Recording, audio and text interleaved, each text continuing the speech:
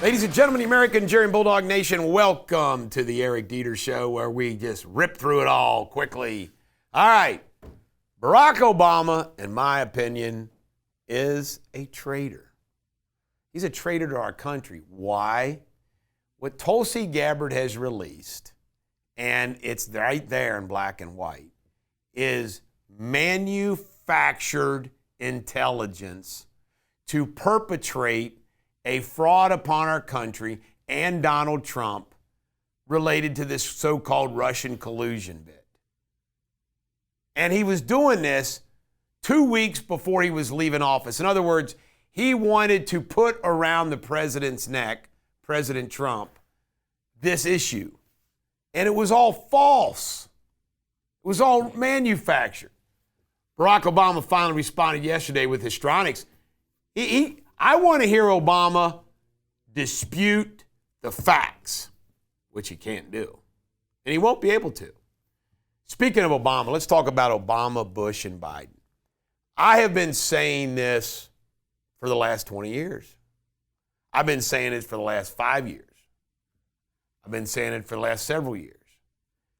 These are the three worst presidents in our history. And it's not even close, folks.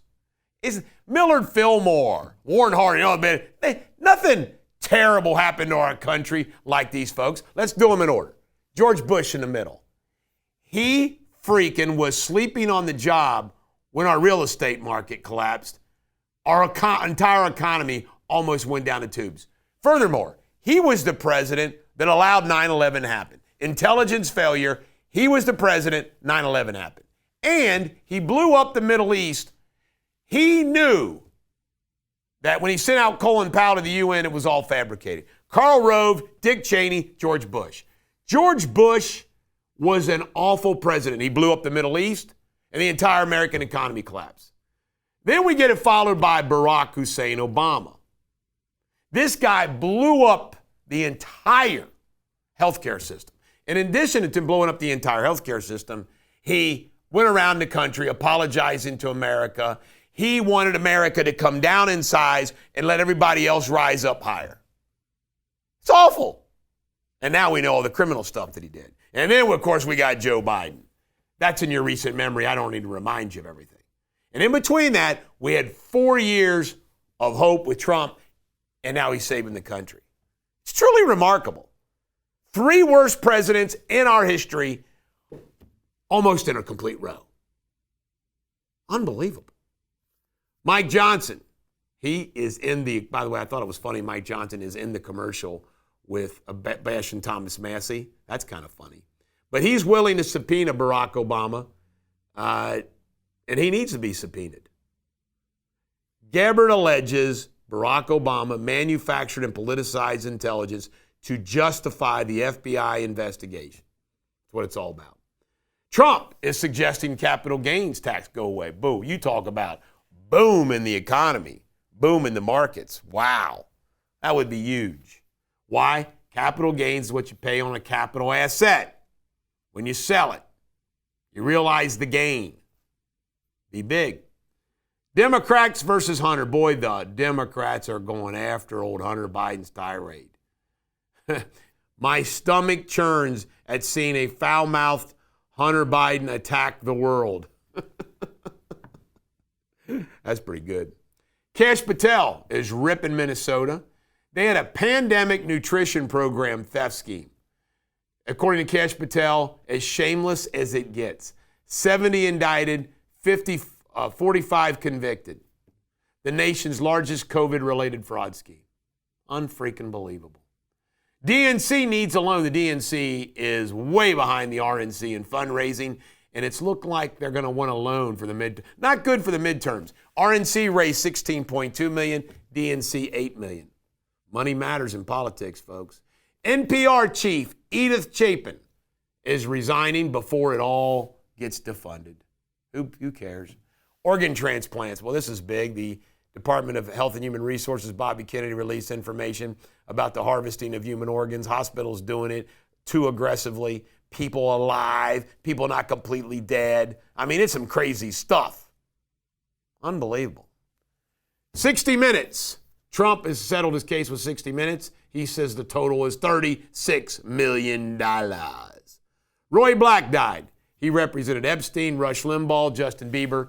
I remember him as representing Senator Ted Kennedy, nephew, when he was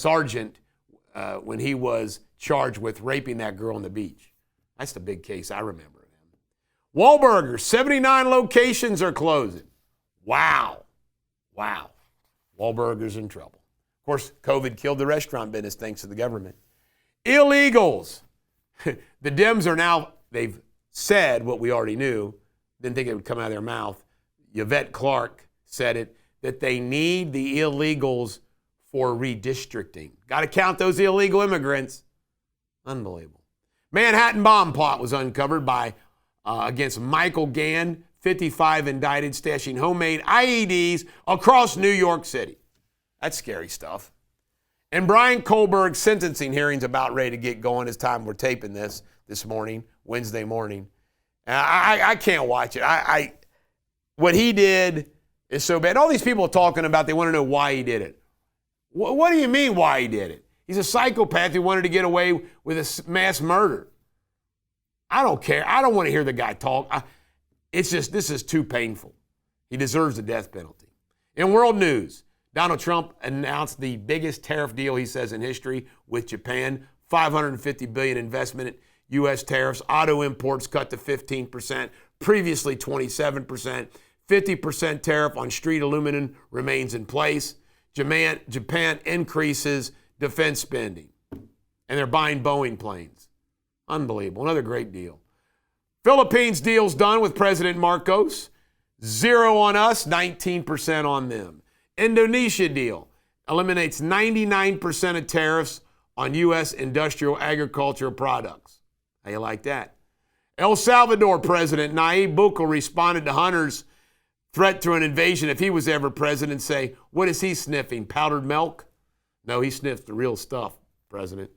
In pop culture, the big news yesterday was, rest in peace, Ozzy Osbourne, heavy metal guy. With all due respect, I wasn't a big Ozzy guy. Some of his songs I thought were good. His show was kind of funny because he was such a goofus. But folks, he was into Satanism and all that other stuff. That ain't for me. All right, and Pamela Anderson and Liam Neeson on their European movie tour of their new movie were packing on public display. He said he was smitten with her. I hope they get together. Sports Without Boundaries, NFL training camps opened yesterday across the country. The drama begins, but thank God we have football to save us from summer sports law. And your Shakespeare insult of the day is, do not be a folly-fallen coxcomb scut. This is the Bulldog. Every dog has their day. Have a great day.